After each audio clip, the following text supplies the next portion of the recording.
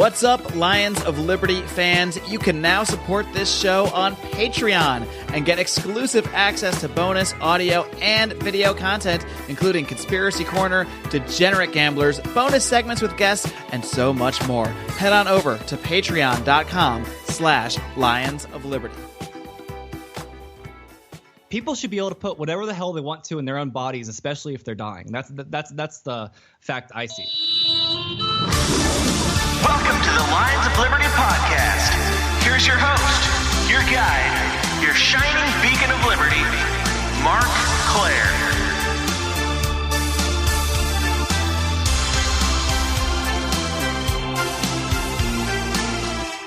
What's up, Liberty lovers, and welcome back to the best way to start your week, and that is here on the original flagship Lions of Liberty podcast every single Monday, where I talk liberty with all sorts of guests, and I'm really excited to bring you today's interview because it was sort of a lost interview. I had some computer issues a few weeks ago, and this one kind of got lost in the shuffle. I had the debate shows that were already scheduled, so now I'm getting back to bringing you my interview with Steven Clyde, the host of the Peace and Liberty podcast. I'm really excited to bring you this really great conversation today. First, I got to remind you, if you're new to this program, it's not just me here at the Lions of Liberty podcast bringing you great interviews and roundtables every single Monday. You've also got my man Brian McWilliams bringing you his weekly shot of comedy, culture, and liberty every single Wednesday on Electric Liberty Land, while John Odermatt wraps things up every Friday with his look at the broken criminal justice system on Felony Friday. That's right, you get 3 whole podcasts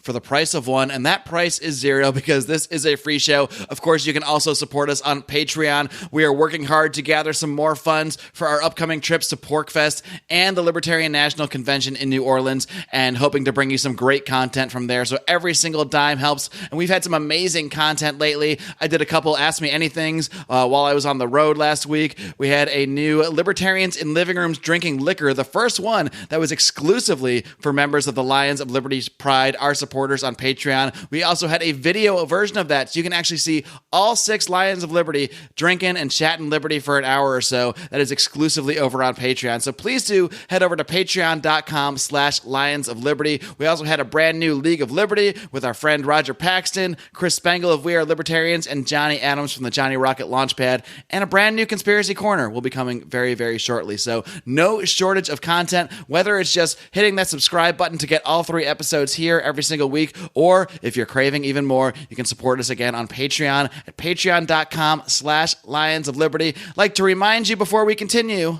that this is the 350th episode of this program. You'll actually hear me reference having done 347 or so episodes in my conversation with Steven, as this was originally scheduled to air a few weeks ago, but turns out it's going to be 350, a bit of a milestone sounding number. So I'm excited to bring this to you. You can find today's show notes over at lionsofliberty.com/350. Without further ado, let's get ready to roar, baby. All right, with me now is the host of the Peace and Liberty podcast. That is a daily Monday to Friday podcast, by the way, which I find quite impressive. He is also a contributor over at actualanarchy.com. I'm very pleased to be speaking to Steven Clyde. Steven, are you ready to roar? Yes, I am. Thanks for inviting me on, Mark. Yeah, absolutely, dude. And you are, I mentioned a couple things you have your hands in there, but you have a lot going on. I'm always seeing posts from you on Facebook. You're crashing events with Madeleine Albright. We can touch on that later. You're a very, very active libertarian, and you're doing all of this while you're in college. So that's very impressive. And we'll talk about all the projects that you've got going on in a bit. But first, I want to get to know you a little bit better. So why don't you just tell us a bit about yourself? How did you first get involved in politics, and how did you find yourself wrapped up in all this crazy libertarian stuff? Oh, I have a pretty similar story to most. Going into college, I was definitely a socialist, going against my conservative parents. I think, one thing I hear leftists say a lot is that my parents were conservative. I come from a conservative town, so most of the leftists in my college just are rebelling. So I was a socialist when I went into college. I had an economics teacher, I think it was my second or third semester, and that changed my life. He told me about scarcity and a few basic things, and crushed this leftist who asked him, why can't we just print more money? And he crushed her. So that got me into politics. How did I get into libertarianism? I think I just saw Ron Paul on TV, and I was just like, who is this guy? Because I didn't necessarily agree with what he was saying at first. He was saying things like we should bring the troops home and we should stop spending all this money overseas and inside our country and everywhere. But he was saying it in a way where like I didn't agree with him. But hold on, I just never heard this view before. So I got into Ron Paul and I started listening to him, and just from there, I just got into economics and history in general, and that just really, really changed my life because I wonder every single day, Mark, where would I have been if I didn't take that one economics class? Because keep in mind, I took like sociology classes and English classes, and I had the most leftist teachers, right? I mean, so that's pretty much my short story of how I got involved in libertarianism. I think I became more active in the past 2 years, and just for anyone listening, there's nothing really special about me. I'm very smart. I have really good memory, but I definitely don't have a genius IQ. All there is to me is I read books every single day, and I really do pride myself in that. I probably read like 100 books at a time because I have ADD, but I mean, I'm always reading, always absorbing information. And knowledge is power. That's a cliche phrase, but literally knowledge is power in that. If you see me debate with people on Facebook, some people message me and are just like, damn, dude, like, is that dude still alive? You just completely destroyed him. He didn't know what to say. It's just like, well, I'm just repeating fact after fact. And, it starts to compile in your brain and you start to just become reactive. So I try to train people to be better libertarians. I think some people, unfortunately, go down dark paths and they just miss like a key point. Like you misunderstand what the NAP is, and like your whole philosophy's screwed up. Like what kind of libertarian could you possibly be? So I know I've gone on for a bit, but that's then you're Gary Johnson. Yeah. Where it just goes over your head. Fiscally conservative, and I'm socially liberal, and that's what a libertarian is.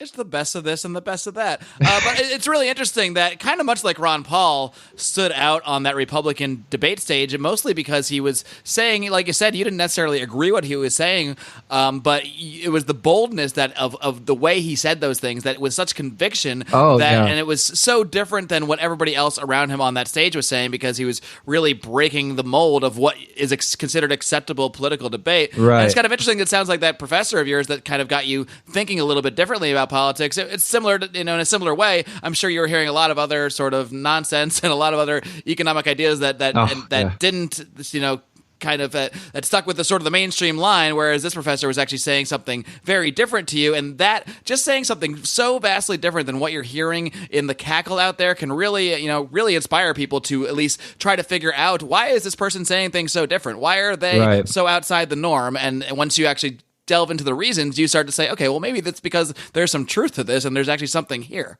Yeah, I remember when I first found out about Ron Paul, I told my dad, and my dad's like, oh, yeah, I've known about Ron Paul for the 80s. He's pretty good, but he hates Israel. And that thought just like stuck with me for a few years, and I'm just like, like he hates Israel. And obviously he's referring to like what he said on the debate stage, like, I would take funding away from even Israel, just I would take funding. I would stop foreign aid. And that's taken as him being anti-Semitic. And, you have this big debate going on with Ben Shapiro. Ben Shapiro says that if you don't support the state of Israel, you're anti-Semitic, which is a little bit odd to put people in that category, because once you're in that category, if you want to pull all foreign aid away, you're anti-Semitic. You hate the 15 million world population of Jews. And Ron Paul had such a great point when people would bring that up. He would say, yeah, but I also want to take the foreign aid away from all of Israel's enemies that we harm as well. So how am I only against Israel here? He would also say things like the two main principles of Zionism are self-reliance and independence. He would also say things like that, and people seem to miss that. How old were you actually when you discovered Ron Paul? Because like I said, you're 25 years old right now, and you're in college. And was it the 2012 campaign? Or, during 2008, you would have been in high school. So what age were you actually which campaign was that? Oh, that was the 2008 campaign for sure. Wow. So you're in high school when you're hearing all this stuff, and I'm just kind of curious. Like, I was in my mid-20s when I started, when these campaigns came about, and I ended up meeting a lot of people around my age that got sucked into that Ron Paul campaign. But I'm curious how that translated in the sort of high school environment. Were there any other high school kids that were learning about Ron Paul, or were you kind of alone on an island there, as libertarians can often feel? Oh, very alone. To this day, very alone. I think sometimes I feel like my only libertarian friends are the ones on Facebook, but I think that's personally what made me want to start a podcast and like really get out there, because look, I love my libertarian friends. You're all great, but we all agree with each other already. What we really need to focus on is like, you're most likely not going to convert a communist. I've learned that lesson. You're most likely not going to convert someone whose military goes back 3 generations, maybe just a smaller chance, you have a good chance of converting someone who is right there on the edge, someone that, they maybe they're a little bit apolitical and they're just like, they're looking for the truth. A lot of people are looking for the truth. You just got to tell them. For example, I was talking to my one friend the other day, and she's a nurse. She just became a certified nurse.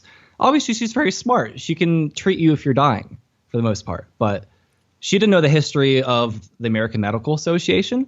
When I started telling her things like the Flexner Report of 1910 reduced the amount of hospitals from like 182 to 82 in a matter of years, and the reason was because they were creating a cartel of medicine, so establishing these big medical licensing boards at each state. But the end result was Jews got kicked out of medicine, blacks got kicked out of medicine, women got kicked out of medicine, because there was the big debate between allopathy and homeopathy. And it's kind of a matter of, even if you think homeopathy is crackpot medicine, people should be able to put whatever the hell they want to in their own bodies, especially if they're dying. That's the fact I see. So when you talk about like medicine, she didn't know any of this. They don't teach the history of medicine in medical school. They teach you how to go by the book. So like if they taught the history, people might start rethinking the entire system. And we can't have that. Well, let me just start by saying she says she's a registered Republican. That's the first thing that threw me off, because I told her the FDA kills people, and I wasn't being facetious. I was just telling her, like, the FDA kills people. That our medical system encourages people to go get a bunch of checkups, and it discourages good medicine. And in fact, the FDA blocks a bunch of medicines from getting on the market. People are concerned about like EpiPen prices. Well, who do you think causes that? Who do you think causes a one company to be allowed to own EpiPens and be able to distribute it at a high cost? Well, it's people. This just goes over people's heads. And when I said the FDA kills people, she was very offended, because she was like, you need some type of central, planners to make sure medicine is safe. So to her, no FDA equals no safe medicine, none at all. Right. So imagine the extent that goes to. It took me probably 2 hours of just fact after fact, until she's finally like, she realizes that she has no facts. I have a million, and she's just like, all right, she has to start to listen. It took me a long time to break her down. Like she's so inculcated with all this BS. I'm not going to curse in your show, but just BS. That's how else can you put it? So just this person specifically, did you sort of make headway over time? Haven't talked to her in a while. I think she thinks I'm a little bit crazy, but I think maybe I laid too much on her at once, and she's just like, wow, like he has a lot of good points, but like it sounds like he doesn't like anything the government does. It is the great problem of being a so-called, I guess, educated libertarian, when you're absorbing so much information, and we all become so obsessed with so many issues. I just want to tell somebody, right? Yeah. Right, exactly. Especially when you find someone in a certain niche like that, and you think, well, they need to know this stuff. This is actually their industry. They're going to be interested, and they often will be interested, but sometimes we tend to just throw it all at them at once because it's just right there, and to us it's like, you must know this. You must have this knowledge. Why can't you see? And that can often sort of overload people to the point that they just don't even want to listen at all. Absolutely. And if anyone's interested in that little medical history bit I gave, check out the book The Primal Prescription by Bob Murphy and Doug McGuff. Doug McGuff is actually a doctor. Bob Murphy is the doctor of economics. What can I say? I love Bob Murphy. So that's a good book. Check that out. You'll learn a lot. So, let's fast forward. And like you said, you're first in high school when you're hearing about this stuff, and now you're in college.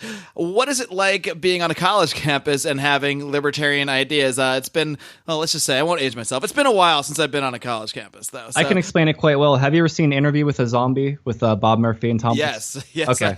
So you know the role like Bob Murphy plays? That's pretty much like 25,000 plus students on my campus. Neo-Confederate. Yeah. I mean, I post a lot of stories on my timeline, just like, stuff that happens day to day. Some people are probably like, man, like this dude must make up stories. No. I always tell true stories. It's just like these kids really say these crazy things. They have no idea what they're ever talking about. I could give you so many examples. Did you have anything to ask, or I could just give you some examples? Hey, just fire away. Well, the other day, someone was doing a presentation on homelessness. And one thing about Denver, we have a huge homeless population. It's really hard to tell. It seems like it's growing.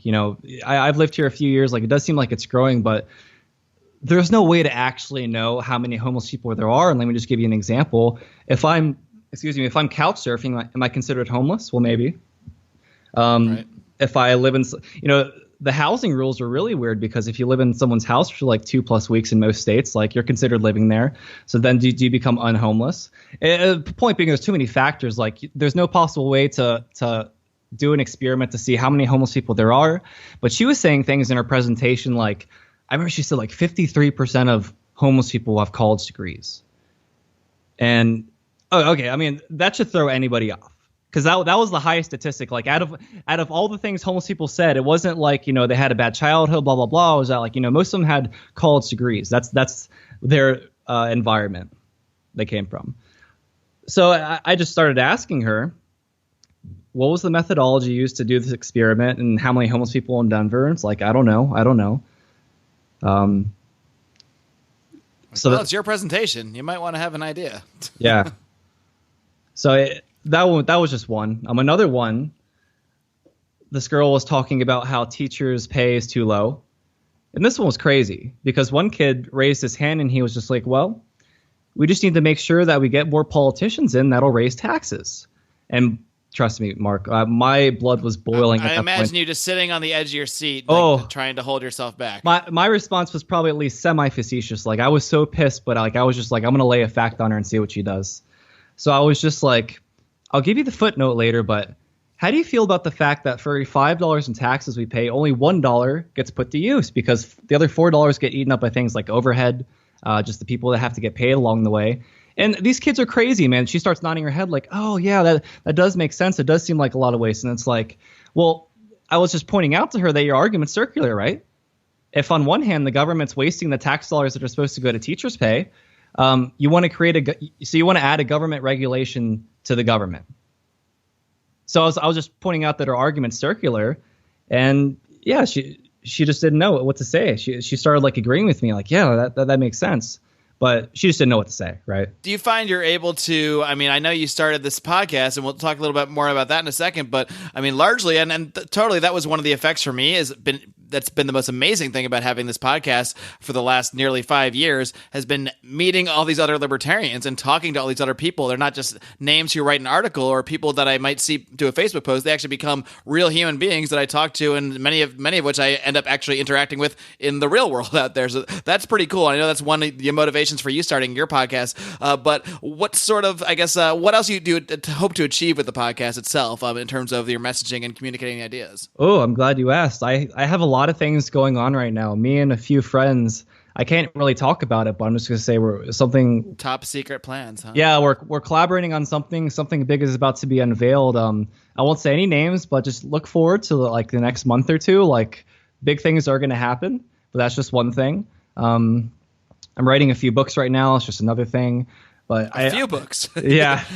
Not happy with just working on one. Well, I'm working on like a magnum opus per se, so that might take me like 10 years to write. But I'm working on another book that I would like to just finish it in 2 months. If I can I think I might just take the next 2 months and just write 2 pages a day, and I'll have my book, because that's about how long my book's going to be.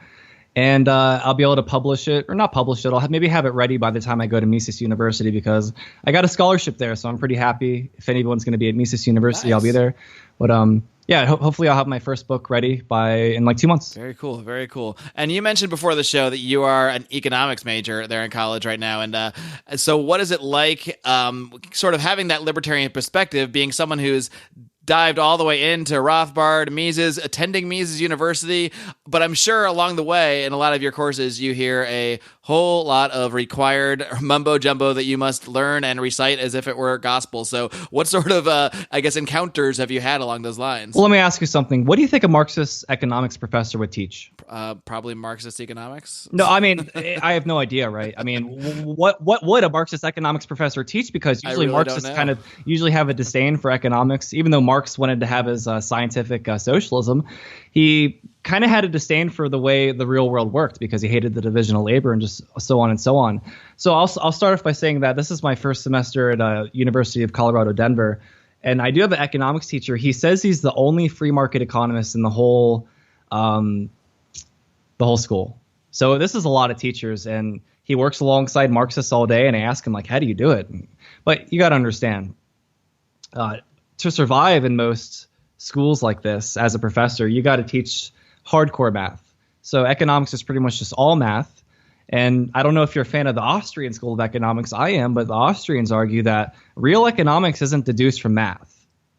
That doesn't even make sense. Real economics is deduced from praxeology and the idea that humans act, and you can't falsify that. It always drives me crazy when, really in any sort of political debate or political conversation, when I hear people cite studies. I just hate studies. I hate everything about studies because they will put out these, they'll try to tie unemployment or something of that nature to whatever policy, be it a tax rate in a certain locality or a minimum wage in a certain state, and then they will put out the study and it will have some number. And then we're supposed to just learn something about, I guess, what type of laws we're supposed to pass via that study. But studies tell you absolutely nothing. Even if the numbers are, quote unquote accurate, they're not telling you anything about how human beings are actually interacting.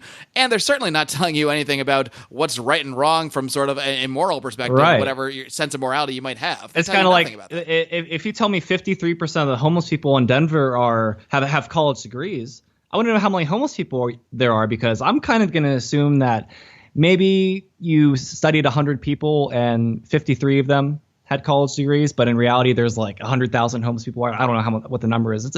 It's a crazy amount, but there's no way to know. I mean, you're acting like these people go out and study every single homeless person. It doesn't even make sense. You're just taking you could go into a really, really bad neighborhood, get your statistics. Oh man, Denver's horrible. Go into a really, really nice neighborhood near Cherry Creek.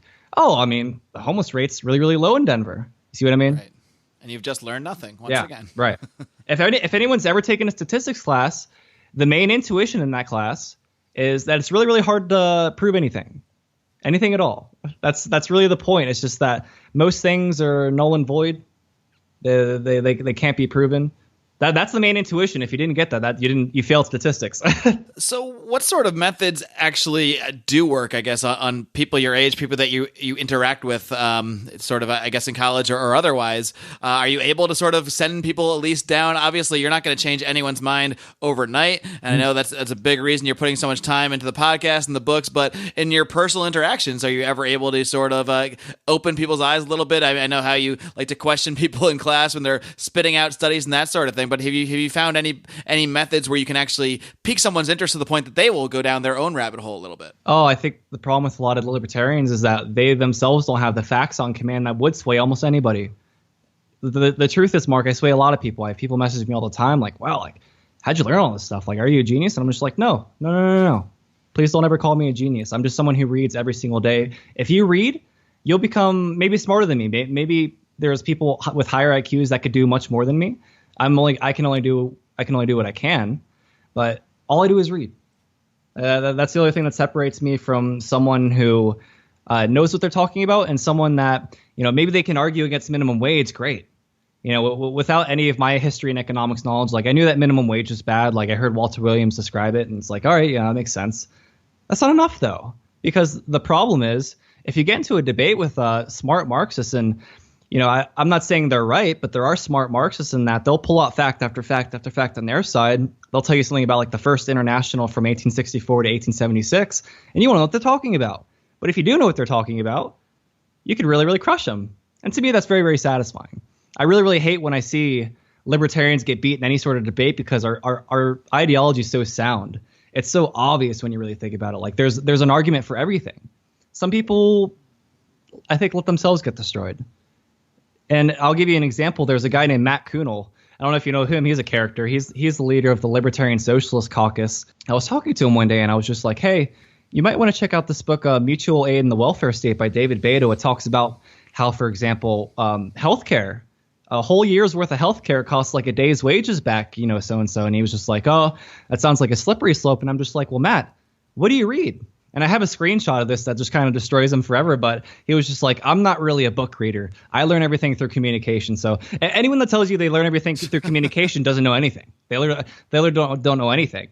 And he's going to be the one that tells us to go read Kropotkin or like, a few hundred years of left anarchist history. But he's not really a book reader. So I just get a sense for who you're dealing with. Like once you actually decide to read economics and history, you become less fond of the government and not more. I know you're a big Rothbard fan, and I know he's had a lot of influence on you. What do you think it is about Murray Rothbard's approach, his style, that it is that has obviously influenced so many libertarians out there, including yourself? It was funny, we were having this conversation that we had a little event out here in Los Angeles a few weeks ago. We had Dave Smith out here, Jason Stapleton, who lives out here in LA now, and myself and Brian McWilliams were all there, and we had a little Q&A session.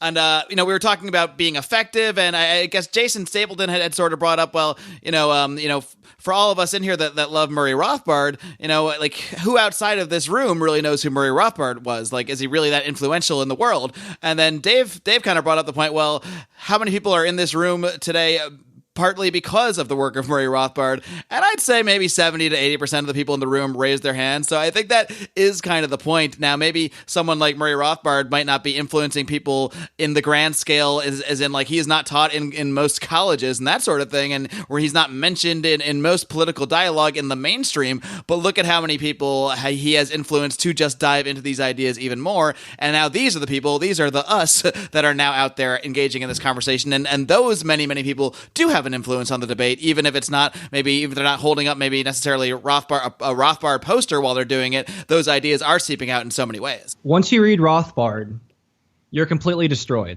There are no arguments left. You see, the thing about Rothbard, people, he took libertarianism to its logical conclusion. Utilitarianism isn't libertarianism. Utilitarianism is saying that, we just kind of want the best end result, whatever the cause might be, or whatever the means might be. Libertarianism is about not violating other people's rights and cooperating with other people. And there's only two ways in which people can relate to one another, and that's voluntarily or coercively. You can either hit one another and take their stuff, or you can, live side by side, which you'll find that you'll be able to produce a lot more stuff if you just cooperate with more people, because we all each have idiosyncratic views and perspectives and skills. So I would be kind of lost in the world if I was just stuck here with my economics knowledge. I wouldn't have anything else. I need people like you and everybody else to, like, fill in the gaps for me. That's kind of why voluntarism is a goal. So when I talk about things like anarcho-capitalism, people are like, oh, well, anarchy is never going to exist. When has it ever existed that the three functions of government have ever held? And furthermore, can't we at least get back to three functions of government before we argue for anarchy? And that's my point, that, we're so far from the three functions of government. They call us crazy, but we're the only ones that want to move backwards. They're fine with compromising in 10 different areas just to say that, oh, well, we want some tax cuts here and there. Well, you do want to spend a few billion in the military, right? You don't want to get rid of that.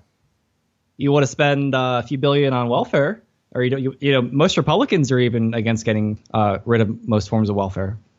So, like, what do you say to all that? What do you say to all that when you have these conversations with people? Well, that's the real question. I don't know. I guess with some people, I don't even know where to start. I would say, like, choose your battles wisely. You're not going to convert everybody. Like I said, you're probably your best chance is, like, finding people who are, like, more or less apolitical, people that they don't really know what's going on in the world, but, like, you turn them toward a certain direction and they just fire it up.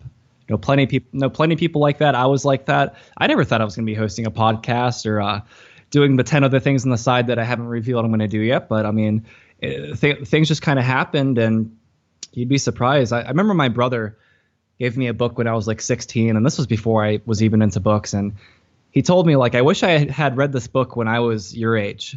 And I read the book, and the basic idea of the book is, when you think big, big things happen. And man, that sounds so cliche when you're 16, like, oh, big things happen. But it really didn't hit me till, like, I started to do what I started to do. And I was just like, hold on. What's the difference between me at age 25, almost 26, and me at age 24? Well, at age 24, I was thinking day to day. I was, even with my meals, thinking day to day. But, like, once I started to, like, add some structure, once I started to think, like, long term, everything started to open up. I started to make more friends.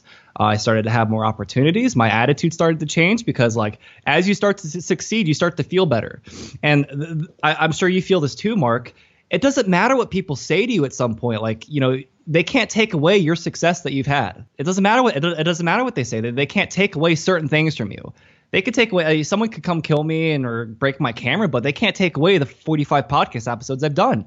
You know what I mean? They can't take away. How many podcast episodes have you done? Well, personally, this episode you're on right now will be the 347th episode of my main podcast. Yeah. We have a couple spin-off shows, and it's over 500. But me personally, we're approaching 350 here. That's set in stone, buddy. Those episodes are downloaded, shared around. That's out there in the world forever. That is your mark in the world, and this is my mark in the world per se. Absolutely, and a lot of people will, and not really in libertarian circles so much, but non-libertarian people that I'm friends with, they'll think it's cute that I have a podcast, or they'll think it's, oh, that's nice that he has this hobby. And once in a while, someone will ask me like how many downloads we get. Now I don't get Joe Rogan downloads, but we get a decent amount. We get a few thousand per episode, several times a week, and they're like, oh, really? Because a lot of people are expecting to hear like 20. They really don't think that there could be any amount of people beyond a tiny niche that would actually be as interested in this stuff as I am to actually listen to a podcast. It's a lot more than you think. YouTube numbers are very small. Like if you look at my YouTube numbers, very, very small, but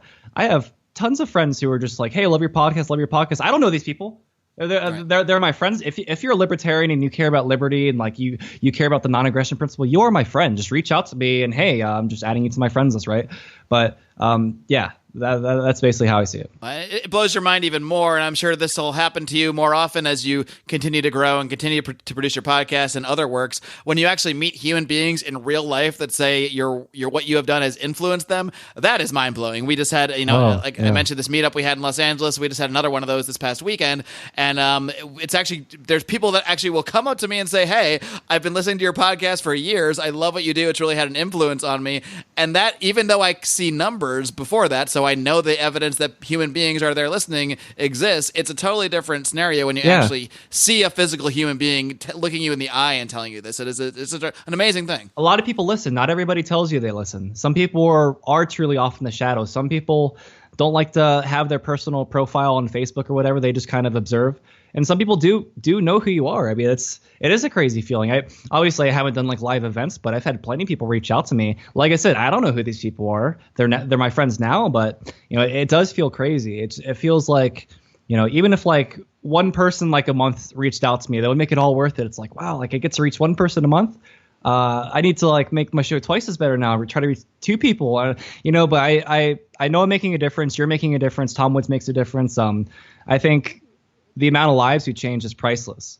Well, we probably won't ever match Ron Paul, but I don't think that's the point. I think if we can create any libertarians, these are just more people who are going to breed more libertarians. I think that's breed more libertarians, guys.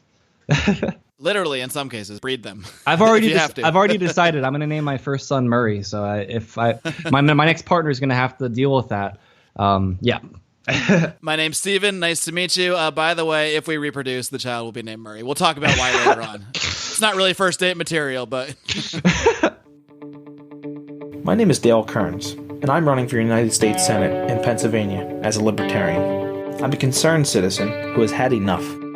I work as a project manager for an electrical contractor in southeastern Pennsylvania. There I manage large commercial and industrial projects. I'm a husband and a father of 2 energetic little girls. I'm running to advocate for a society where my girls have more liberty, not less. Will you support our campaign? Unlike my competitors, I'm not a career politician. I don't have millionaire and billionaire donors. I'm running for Senate in Pennsylvania because I want to take the message to Washington that we want government out of our lives. Will you let me be your voice? Let me be the voice that says we will not walk quietly down the road to serfdom. The voice that says we need free market solutions. The voice that says we need to end the failed war on drugs. The voice who will fight for the forgotten man, non-violent offenders wasting away in prison, and addicts who are afraid to speak up and seek the help they need. We are seeking members for our campaign team. I encourage you to apply. We need donations to help us spread the message of liberty across the state. We can go on hoping for liberty to happen, or we can fight together. I hope you choose the latter and join me today. Find out more at dalekearns.com. Paid for by Dale Kearns for office.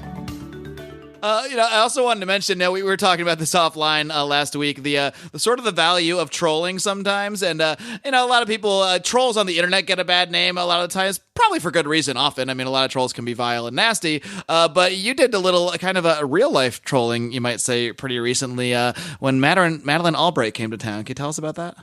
So just one thing people need to understand about that event, none of it was prepared.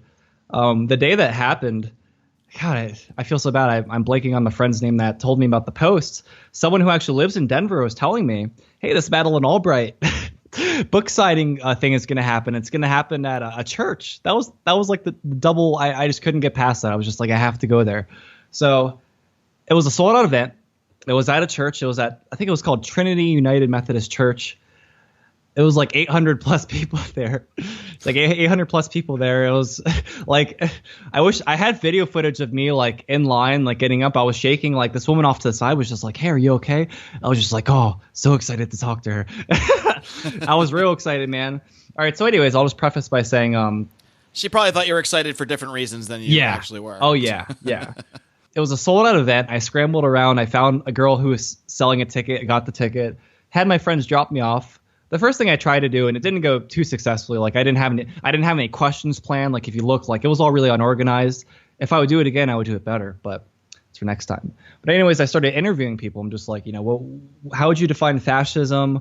Who do you think's killed more, communism or fascism? And by the way, this is the question I would end with. I knew this politician the other day who they said, back in 1996, nearly 500,000 Iraqi children died, and that was worth it. And I was just like, what would you think about someone that said something like that? And they were just like, oh, that sounds like a pretty horrid person. And I was just like, oh, that's Madeleine Albright, the event you're going to. And they're just like, oh, they didn't know what to say.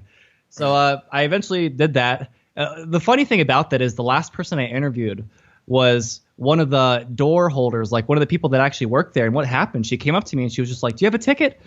I was just like, oh, hell yeah, I got a ticket. And I pulled my ticket out because she thought I was just interviewing people to harass them. And I was just like, oh, and I pulled out my ticket and she got all confused. And I was just like, can I interview you? So she's the last person I interviewed in that video that you can see. And she's kind of off camera, but that was hilarious because when I went inside, I asked her, I was just like, hey, did you get a ticket? And she's like, oh, no, I work for the event. I'm just like, oh, shit. She kind of knows my plans. So you get in the church. The first thing they do is hand you a copy of the book.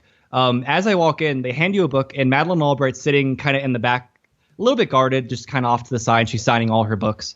I still have the book and it's signed. I will never touch that page. It's like death. And in fact, I just got to say, I've been in a lot of churches. I've never felt death in a church like the way I did there, man. I don't know if other people felt it, like other people that knew.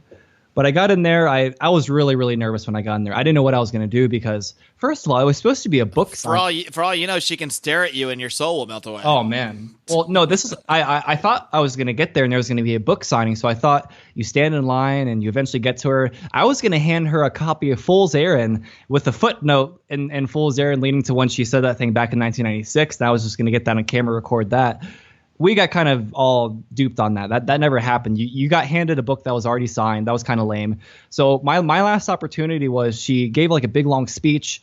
She was saying crazy things like, I believe in the social contract. We need roads to survive, blah, blah, blah. She literally said this stuff. You can go look on the video.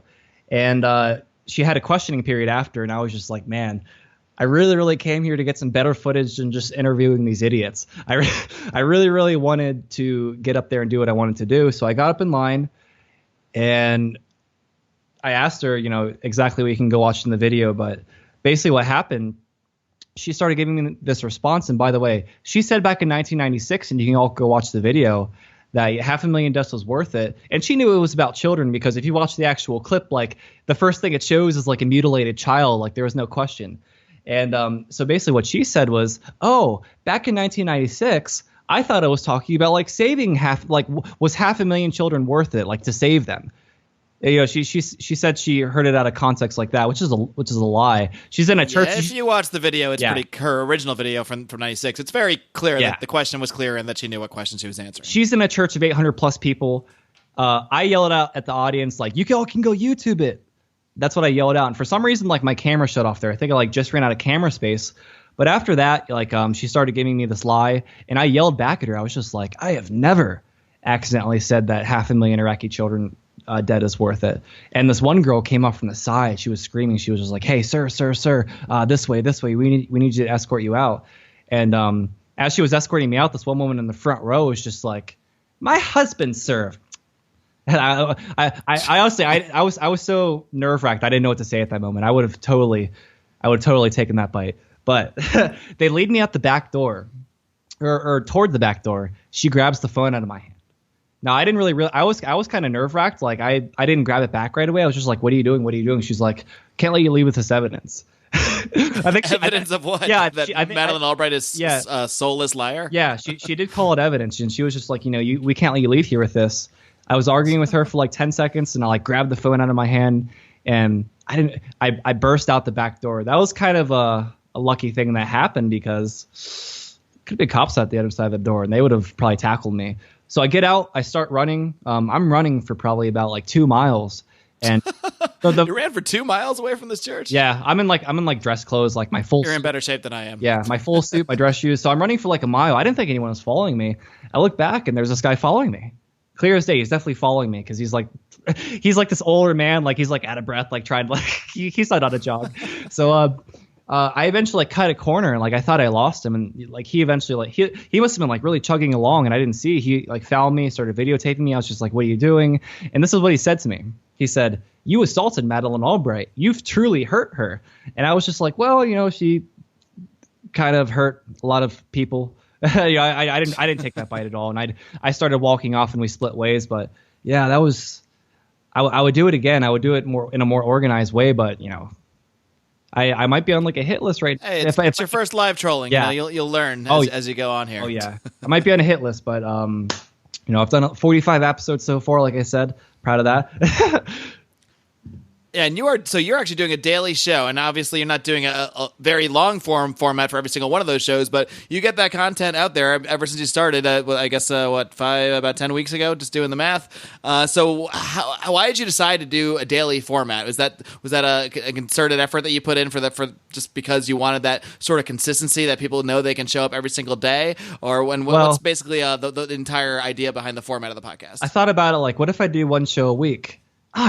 I have way too much to say. There's no possible way to be satisfied with that, because I would read a book the next day and like need to put out another episode. So I was like, what if I did 3 days a week?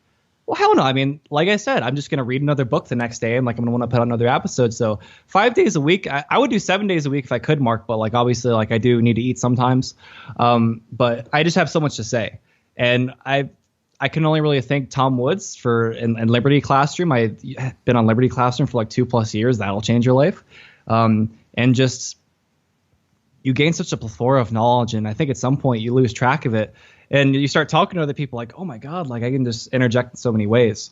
So I can't thank Tom Woods and the Mises Institute and people like that enough. Walter Block was the guy that converted me into anarcho-capitalism. I don't know what you identify as, Mark. I've never asked. I mean, I guess most people, I've addressed this on the show, I think a few times. I think most people, if I describe my views, would call me an anarcho-capitalist. There you go. I don't like to put labels on myself for many reasons, but I mean, I would say that those are what my views most closely align with. Look, I could deal with minarchists. Like, I just want to hear you like most of the time talking down on government. I don't like minarchists that like all they do is talk about the 3 things they want government to do well. It's like they can never bash government. I've met people like that. Those aren't the minarchists that are my friend. I have plenty of minarchist friends, plenty.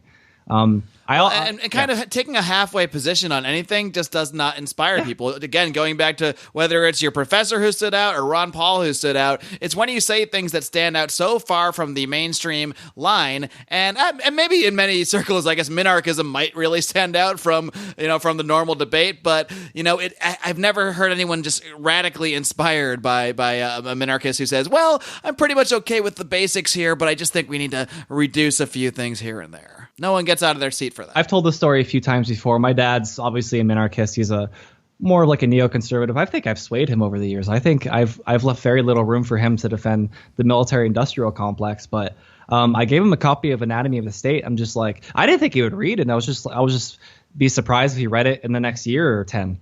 And so I handed it to him, and he was just like, "Oh, I'll go read this." He goes into the next room, closes the door, and like comes back to me an hour later, and is just like, I agree with every single thing in that book. And I was just, I didn't know what to say. I was just like, "You agree with everything?" He's just like, "Yep, everything."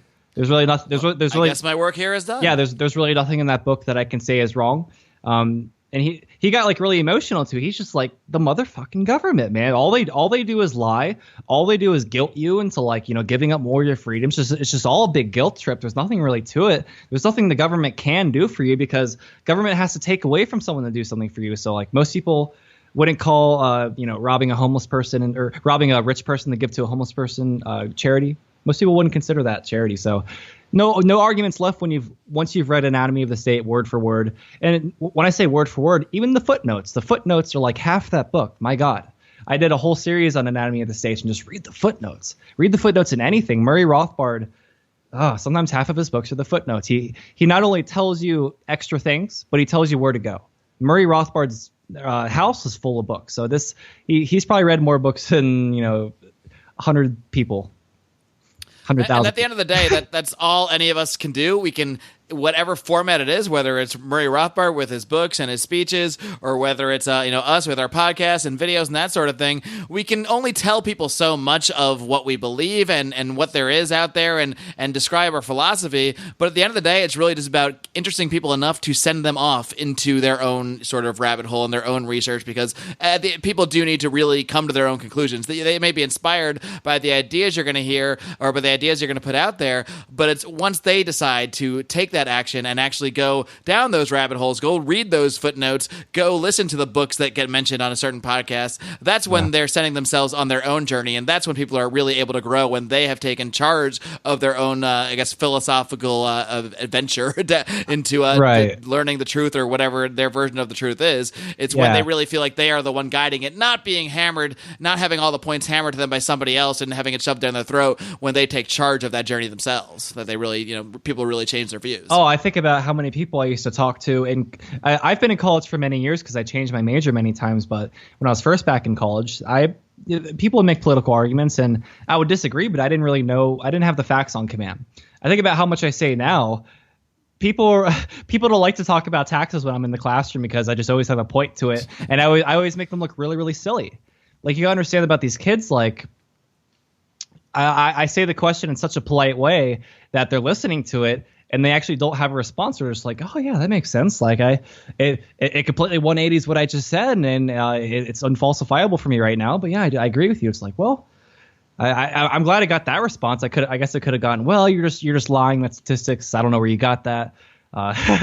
So take it for what I get. Well, Steven, I don't know if you saw, I remember seeing this a few weeks ago. Barack Obama said something out there about, and yes, I am actually going to compare Barack Obama to this somehow.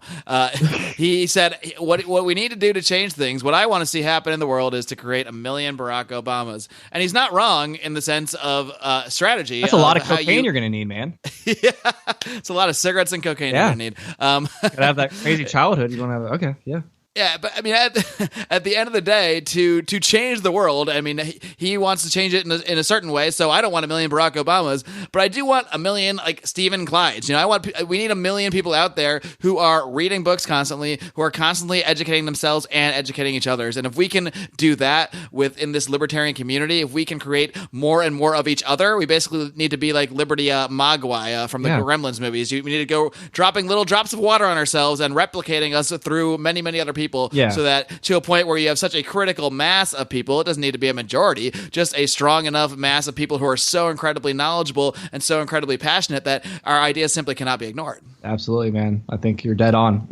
I agree with what you said. I think there's so much that can be done. All this is worthwhile. It does make a difference. It doesn't always feel like it. Like sometimes I go a week without anyone saying anything to me, and sometimes like 10 people reach out to me a day. It's like, holy, like, raises my dopamine levels, like makes me feel good. So I mean, I think all of it's worth it. I think Ron Paul Revolution 2.0 is underway. It's just it's going a little bit slower. Gary Johnson's not a Ron Paul. I don't know who else is a Ron Paul. Even Rand Paul's not Ron Paul. It would just be awesome if we could just get a real libertarian in there. I support the Mises Caucus right now. I hope Josh Smith, becomes chair. I think that'd be a good starting point. Nicholas Sarwark. I mean, do you ever are you an LP member, by the way, Mark? I am an LP member. I was actually recently invited in a few weeks. I'm going to be myself and my colleague Brian McWilliams are going to be speaking at the Libertarian Counties convention here at the Libertarian Party's LA convention. So that just came together. I don't have a clue what we're going to talk about, but we'll be there. I supporting the LP, but like supporting the right people. But I'm sure you get those emails. They're always asking for money in just like the worst ways. Some of their emails they send, I don't know, like Nick Sarwark and like the people that do marketing, it's just really, really bad. It's really, really bad how they do it all. And like, I would like to reopen up an email. It's like talking about like individual liberty or something. It's just like always asking me for money. And I would like to see Nick Sarwark get out and someone else get in, because I don't know if you've heard Nick Sarwark talk. He's okay in some things, but like, why libertarian is the most sound ideology. It's very, very simple to describe, And like we were talking about earlier with Gary Johnson, like the NAP just goes over his head. Like you just can't envision how the NAP will is the foundation of libertarianism. So it's frustrating. I've heard of it. I just don't really understand it. So I'll just talk about, well, how we sort of have similar ideas to Democrats and similar ideas to Republicans. And that's why you should vote for libertarians. Like, who's inspired by this? Maybe he screwed up on Aleppo because like he's been asked what's the NAP so many times. He like thought that was he thought Aleppo was an acronym. They're always asking me about these acronyms, so I'm presuming this one is too. Like Gary, like you know what the NAP is, right? Well, like can you spell it out for me again? It's been great talking to you, Mark. I really appreciate you having me. Yeah, man, it's been a blast. Well, before I let you go, why don't you just take a minute to plug your podcast? I know you also, like I mentioned, contribute your writing over at actualanarchy.com. Those guys are doing cool work as well. And feel free to mention, I know you have some stuff in the works, some stuff you're not going to want to mention just yet, but feel free to plug away on anything else you've got going on. Sure. So yeah, you guys add me on Facebook if you like. Steven Clyde on Facebook. I'll talk to you mostly any time of the day. Always willing to talk about liberty, but you could find me at forpeaceandliberty.com. That's my main site where I have all my podcast episodes. And yeah, I would just say, keep watching me and other people that are in my group for the future, because big things are coming. I just can't talk about a lot of it now. It's just, I want to, but just give it a little time, maybe a month or two, and you'll hear more of me. Steven Clyde is not going anywhere. You can rest assured on that, Steven. It has been an absolute blast talking to you. Keep up the great work and keep on roaring, buddy. Thanks, man. All right, folks, there it is. I hope you enjoyed the interview with Steven Clyde that I have been waiting to release to you for several weeks now, so I was very thrilled to finally bring it to you. Please do check out the Peace and Liberty podcast. Steven Clyde is doing some great work over there, and keep an eye on him. There's going to be a lot more coming from him down the road, and it's kind of fitting timing to air this now because, as you heard me reference towards the end there, myself and Brian McWilliams did now at this point actually speak at the Los Angeles County Libertarian Party's convention this past weekend. We're going to try to get some of the audio from that up, probably for members of the Pride. So look for that over on Patreon. Once again, patreon.com/Lions of Liberty is where you can find all sorts of bonus content. Should be getting that audio up in the next couple of days. And it's pretty fitting because what I spoke about was a lot of what I ended up speaking about with Steven Clyde towards the end of that conversation about how to inspire and create new libertarians. So if you want to hear that talk, just drop us, $5 or so a month, and it's all yours, along with all of our other great bonus content. Folks, do not forget to tune in to this podcast feed for the remainder of the week when Brian McWilliams will bring you another rant-filled episode of Electric Liberty Land, and John Odermatt wraps things up on Friday with another hard-hitting look at the broken criminal justice system on Felony Friday. Until next time, folks, live long and live free.